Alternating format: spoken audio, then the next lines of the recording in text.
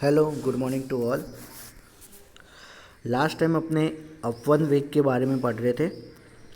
इस बार इससे आगे का भाग अपने पढ़ेंगे कि अपवन वेग क्या होता है और अपवन वेग का सूत्र क्या होता है, उसके बारे में पढ़ेंगे। तो सबसे पहले मैं एक बार फिर से रिवाइज करता हूँ कि अपवन वेग होता क्या है। अपवन वेग का मतलब है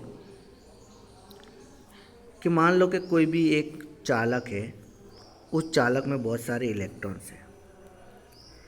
अब ये जितने भी इलेक्ट्रॉन है वो मुक्त रूप से गति करते, ऊपर भी जा रहे, नीचे भी जा रहे, दाएं बाएं, मतलब हर जगह पे वो गति कर रहे हैं। उस गति को यादृच्छिक गति बोलते हैं, जिसको रैंडम मोशन भी बोलते हैं। अब ये इलेक्ट्रॉन जो है मुक्त इलेक्ट्रॉन है, इसलिए ये हर दिशा में गति करते हैं। तो यदि पर्टिकुलर कोई भी एक इलेक्ट्रॉन का मुझे औसत वेग ज्ञात करना हो तो उसका जो औसत वेग है वो 0 आएगा। क्यों? क्योंकि वो हर दिशा में गति कर रहा है। हर दिशा में गति करेगा तो उसका औसत वेग जो है वो 0 आएगा। लेकिन अब इसी विद्युत क्षेत्र को मैं बैटरी से जोड़ दूं,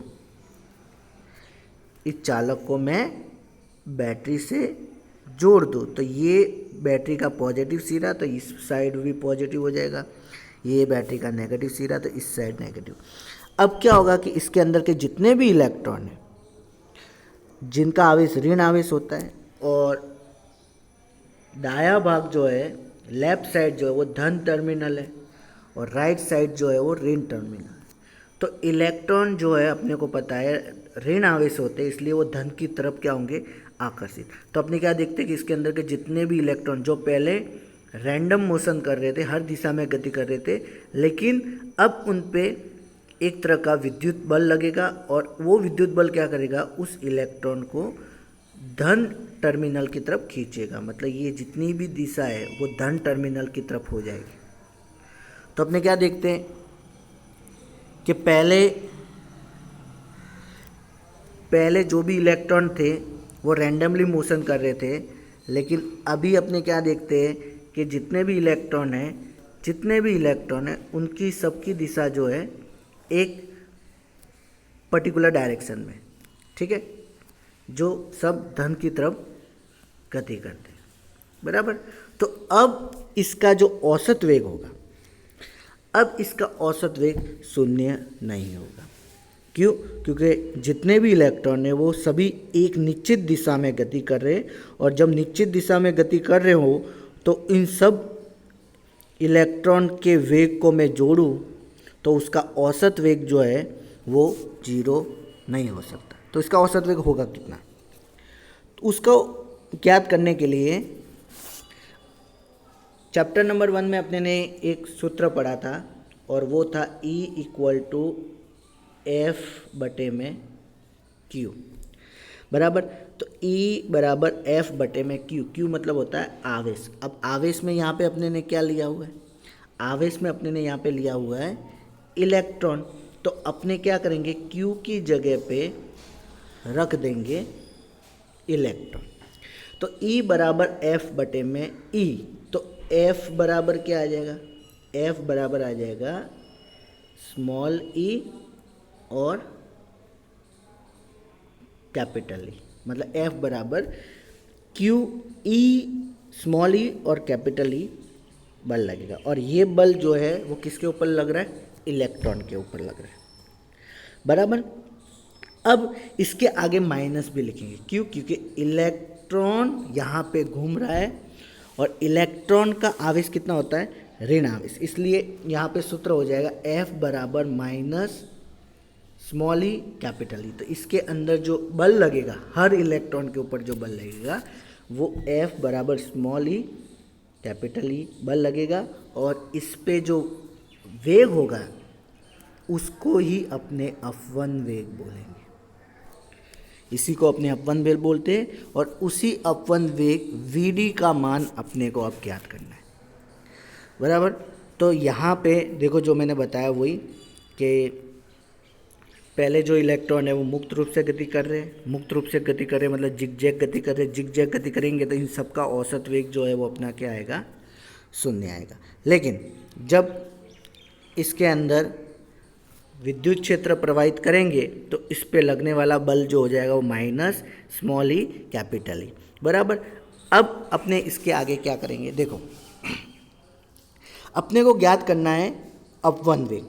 तो देखो सबसे पहले इस पे बल लग रहा है, बल का मान F equal to minus small E capital E, और एक और बल का सूत्र पता है F बराबर M है, F बराबर M है तो एक क्या हो जाएगा F बटे में कैपिटल M। अब क्या करेंगे, जो F बटे में कैपिटल M, तो जो यहाँ पे F है उसकी जगह पे अपने क्या रख देंगे, समीकरण नंबर 1 का जो सूत्र आया वो, तो यहाँ पे A बराबर क्या आया माइनस स्मॉल ई कैपिटल ई बटे में M, ये अपने को एक सूत्र मिला, ठीक है।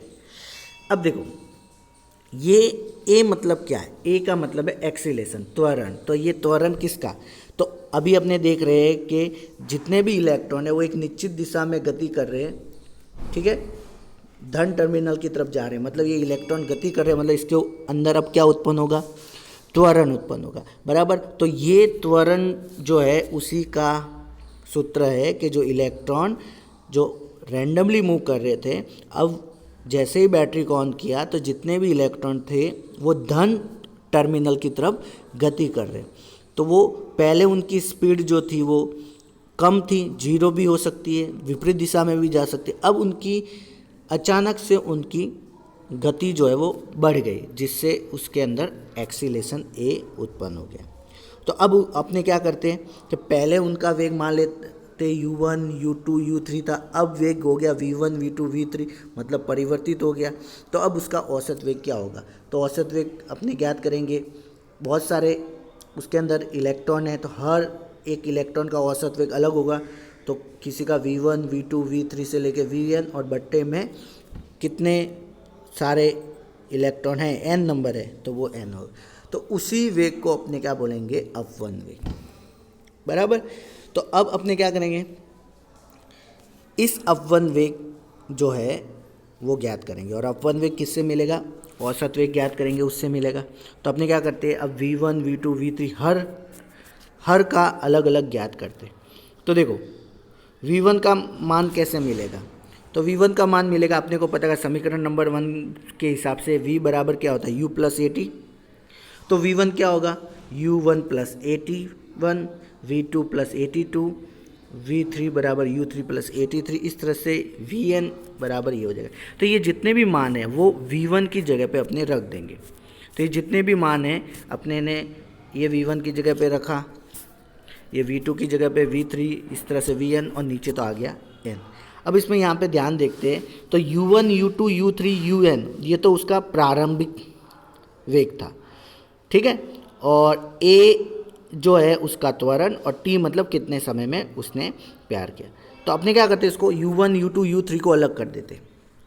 अब u1 u2 u3 को अलग क्यों कर रहे हैं, क्योंकि u1 u2 u3 और un इसका जो औसत वेग है वो औसत वेग तो अपना 0 है, क्योंकि u1 u2 u3 वेग कब था, जब वो इलेक्ट्रॉन मुक्त रूप से गति कर रहा था, और मुक्त रूप से गति कर रहा था तब उसका औसत वेग क्या था, 0। तो यहाँ पे u1 plus u2 plus u3 से लेके un बटे में n जो है वो उसका मान जो है वो 0 आ जाएगा, बराबर।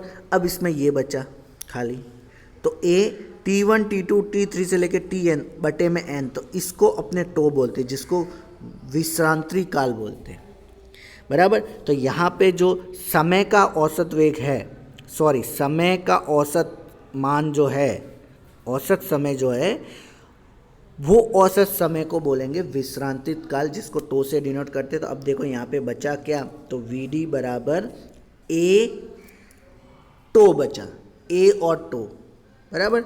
तो वी बराबर ए और टो। अब ए का मान अपने ने ऊपर ज्ञात किया था, ए का मान ऊपर ज्ञात किया था, क्या मान था देखो, तो ए का मान था ये, ए बराबर माइनस ई कैपिटल ई बटे में m, तो वो मान यहाँ पे रख देंगे। ठीक है, तो ये आ गया ए की जगह पे ई कैपिटल ई एम टो। अब ये जो वेग होता है अपवन वेग वो हमेशा पॉजिटिव होता है, तो इसलिए जो भी मान आएगा, जैसे मान लो अपने आगे माइनस में, तो माइनस ई कैपिटल ई बटे में एम और टो, तो ये मोड में रख देंगे, तो इसका जो फाइनल आंसर आ गया वो पॉजिटिव। तो तुमको ये जो सूत्र है वो अपवन वेग का सूत्र, और उस सूत्र को तुमको याद रखना है, क्योंकि आगे जाके इस सूत्र का उपयोग बहुत जगह पे अपने करने वाले हैं। ठीक है, अब इसके बाद में है इम्पॉर्टेंट टॉपिक है ये भी, अपवन वेग और विद्युत धारा में संबंध, कि अपवन वेग तथा विद्युत धारा में क्या संबंध है। ठीक है, मतलब वी डी और आई इन दोनों में क्या रिलेशन है। ठीक है, तो सबसे पहले शुरुआत वही करते हैं जो अभी तक अपने ने पढ़ा है। तो अभी तक जो पढ़ा है उसमें क्या है कि ये एक चालक वायर है, मान लेते हैं, इसको बैटरी से कनेक्ट किया तो ये वाला सिरा प्लस हो गया, ये वाला सिरा माइनस हो गया। अब जैसे ही बैटरी को जॉइन किया तो इसके अंदर के इलेक्ट्रॉन जो है वो सिंपल सी बात है, ऋण आवेश से तो धन की तरफ गति करेंगे, तो अपने देखते हैं कि धन की तरफ गति करते। अब धन की तरफ गति करेंगे तो उसके अंदर वेग उत्पन्न होगा, और उस वेग को क्या बोलेंगे, अपवन वेग, बराबर। तो अब ये अपवन वेग यहाँ से लेके यहाँ तक कितनी दूरी तय करता है, तो दूरी ज्ञात करनी है। तो अपने को पता है कि चाल बराबर होता है दूरी बटा समय, तो दूरी बराबर क्या हो जाएगी, दूरी बराबर हो जाएगा चाल गुणा समय। अब चाल तो अपने को पता है कि अपवन वेग है, तो यहाँ पे क्या हो जाएगा, वी डी इंटू समय मान लेते हैं टी, या डेल्टा टी मान लेते हैं, तो V D into delta T अपना उसकी दूरी होगी, बराबर। अभी यहाँ से यहाँ तक दूरी तय कर रहा है, तो उस दूरी तय करने में उसका क्षेत्रफल कितना है, क्योंकि तुमको पता है कि जितना क्षेत्रफल कम होगा, जितना क्षेत्रफल कम होगा उतना ही इलेक्ट्रॉन जो है वो, मतलब ट्रैफिक बहुत हो सकता है, क्योंकि क्षेत्रफल कम है। जितना क्षेत्रफल ज़्यादा होगा तो वो इजीली इलेक्ट्रॉन, मतलब यहाँ पे क्षेत्रफल भी मायने करेगा कि वायर की मोटाई कितनी है। तो वायर की मोटाई ज्ञात करने के लिए अपने एरिया बराबर, अब ये मोटाई वायर है मतलब आयतन होगा, तो आयतन का सूत्र क्या होता है, आयतन का सूत्र क्या होगा, मीटर क्यूब होता है, मतलब एरिया गुणा ऊंचाई होगा। तो एरिया गुणा ऊंचाई, अब ऊंचाई मतलब तो क्या हुआ, दूरी हुई, मतलब यहाँ पे दूरी गुणे में आ गया एरिया, मतलब क्षेत्रफल आ जाएगा। तो इस तरह से यहाँ पे अपने देखते हैं, तो देखो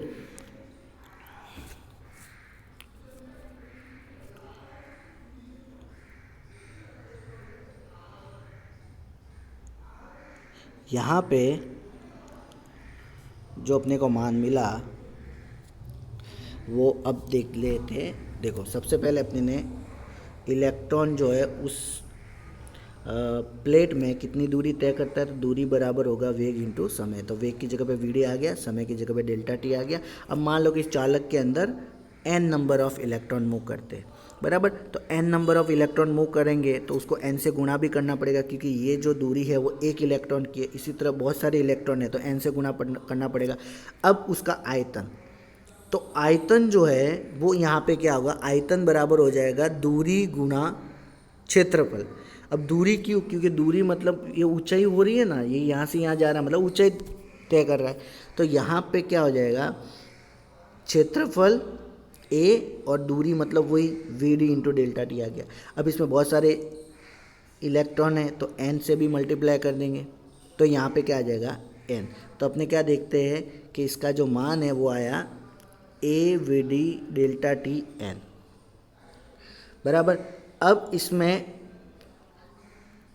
कौन दूरी तय कर रहा है, तो इलेक्ट्रॉन, तो इलेक्ट्रॉन से भी मल्टीप्लाई करना पड़ेगा, तो ये इलेक्ट्रॉन से मल्टीप्लाई कर दिया, बराबर। अब इसके अंदर कितना धारा प्रवाहित हो रहा है, तो ये जो मान मिलेगा, ये टोटल जो मान मिलेगा वो Q के बराबर होगा, क्योंकि इलेक्ट्रॉन, बहुत सारे इलेक्ट्रॉन दूरी तय कर रहे आयतन के अंदर, तो ये कुल आवेश का मान हो गया Q। तो धारा बराबर क्या होती है Q/T। तो Q का मान यहाँ पे अपने को क्या मिला, Q का मान मिला NAVD डेल्टा T, और इसके बाद में है E, और बट्टे में आ जाएगा delta T। Delta T cancel, मतलब NAVDE, ये अपने को करंट मिला, I मिला। तो यहाँ पे देखते तो देखो I क्या मिला, NEAVD। तो इस तरीके से अपने को यहाँ पे I का मान मिल गया। तो ये सूत्र भी बहुत इम्पोर्टेंट, तो इस सूत्र में अपने ध्यान देखते हैं। तो यहाँ पे N जो है वो नंबर ऑफ इलेक्ट्रॉन है, E मतलब इलेक्ट्रॉन है, A मतलब क्षेत्रफल है, ठीक है, VD मतलब अपवन वेग है, और I मतलब विद्युत धारा है। तो यहाँ पे अपने को ज्ञात करना था कि अपवन वेग और विद्युत धारा में क्या संबंध है, ठीक है। तो अपवन वेग और विद्युत धारा में संबंध ज्ञात करना था। तो अपने को क्या देखने को मिला कि कोई भी वायर के अंदर धारा का मान कब बढ़ेगा, जब उसके अंदर नंबर ऑफ इलेक्ट्रॉन ज़्यादा हो, दूसरा उसके अंदर उस वायर का क्षेत्रफल ज़्यादा हो, तीसरा कि उसके अंदर अपवन वेग ज़्यादा हो, तो धारा का मान बढ़ेगा। मतलब यहाँ पे विद्युत धारा जो है वो अपवन वेग के समानुपाती है, क्योंकि अपवन वेग बढ़ाएंगे तभी धारा का मान भी क्या होगा, बढ़ेगा। तो यहाँ पे इन दोनों के बीच में संबंध यही है कि I जो है विद्युत धारा अपवन वेग के समानुपाती है, बराबर। मतलब कोई भी चालक के अंदर धारा का मान बढ़ाना है, तो उस धारा का मान बढ़ाने के लिए सबसे पहले अपने उसके अंदर, चालक के अंदर फ्री इलेक्ट्रॉन ज़्यादा होने चाहिए, ठीक है। N मतलब इलेक्ट्रॉन की संख्या, वो ज़्यादा होनी चाहिए। क्षेत्रफल उस चालक का बड़ा होना चाहिए, वायर ज़्यादा होना चाहिए, ठीक है। और जैसे ही उसको विद्युत क्षेत्र में रखेंगे तो उसका अपवन वेग का मान भी ज़्यादा होना चाहिए, तो अपने को धारा जो है वो मिलेगी, ठीक है। फिर इसके बाद में धारा घनत्व क्या होता है, ठीक है। धारा घनत्व जो है वो बहुत इजी टॉपिक है, क्योंकि अपने को पता है घनत्व बराबर होता है, घनत्व बराबर, जिसको रो बोलते हैं, घनत्व बराबर होता है द्रव्यमान बटे आयतन। ये घनत्व का सूत्र होता है। अब यहाँ पे धारा घनत्व ज्ञात करना है। क्या ज्ञात करना है, धारा घनत्व। तो घनत्व बराबर होता है द्रव्यमान बटे में आयतन। तो धारा घनत्व है बराबर है धारा घनत्व है, तो यहाँ पे द्रव्यमान किसका होगा, धारा का ही होगा। तो यहाँ पे m की जगह पे आएगा r बटे में। अब कोई भी धारा जो है वो गति करती है तो वो खाली क्या तय करती है, क्षेत्रफल। तो यहाँ पे आ जाएगा आयतन की जगह पे आएगा क्षेत्रफल A, और धारा घनत्व को डिनोट करते हैं J। मतलब एकांक क्षेत्रफल में गुजरने वाली धारा को धारा घनत्व कहते हैं, ठीक है। तो इसी को अपने धारा घनत्व कहते हैं। मतलब मान लो कि एक वायर है, इस वायर का क्षेत्रफल जो है वो A है, तो एकांक क्षेत्रफल में गुजरने वाली धारा या एकांक क्षेत्रफल के लंबवत गुजरने वाली धारा को धारा घनत्व कहते हैं। तो यहाँ पे J इक्वल टू आ जाएगा I बटे में A। ये अपना धारा घनत्व ज्ञात करने का सूत्र हो जाएगा, बराबर। अब इसके अंदर जो है कोई भी जैसे कि मान है, उस मान को अपने को ज्ञात करना हो